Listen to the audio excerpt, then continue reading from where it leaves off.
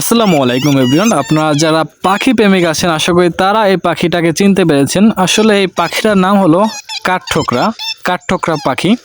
আসলে এই কাঠঠোকরা পাখিটাও এখন প্রায় বিলুপ্ত হওয়ার পালা। আসলে এই পাখিটা এখন দেখা যাচ্ছে না, অত একটা খুবই কম দেখা যাচ্ছে, পাখিটা খুবই কম দেখা যাচ্ছে। তবে আমরা আজকে এই পাখিটা কিভাবে ধরেছি সেটা আপনাকে বলতে যাচ্ছি।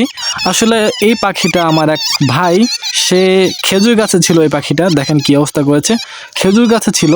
সেই অবস্থায় সে একটা ঢিল মেরেছিল।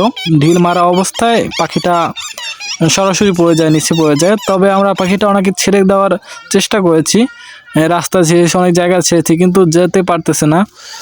কারণ এই কুকুরগুলো আছে, পাশের কুকুরগুলো আছে, সেগুলো এইটাকে দেখে দৌড়িয়ে আসতেছে। তো এটাকে খাওয়ার জন্যই ওরা আসতেছে। তো আমাদের এই পাখিটাকে ছেড়ে দিতে হবে। তো ভুল করে ভাইটা পাখিটাকে ঢিল ছুঁড়ে মেরে দিয়েছিল। তো পাখিটাও দেখতে পাচ্ছেন কতটা ভয় পেয়ে আছে, আর কি একটা অবস্থা হয়ে গেছে, রক্ত বের হয়ে গেছে এক জায়গা থেকে। তো আমাদের পাখিটাকে এরকম করা উচিত হয়নি মোটেও। এটার জন্য আমি ভাইকে খুবই বকাবকি করেছি। তবে এই পাখিটা আমরা ছেড়ে দিলাম, দেখতে পাচ্ছেন পাখিটা চলে যাচ্ছে, কাঠঠোকরা পাখিটা।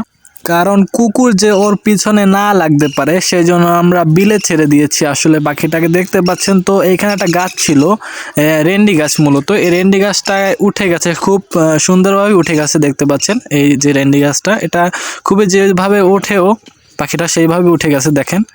আমার এক ভাইও ভিডিও করছে, এই ভাইটাই মূলত পাখিটাকে মেরেছিল। তো এই ছিল আমাদের ভিডিওটি ভালো লাগলে সবাই লাইক কমেন্ট শেয়ার করে দেবেন। ধন্যবাদ। আসসালামু আলাইকুম।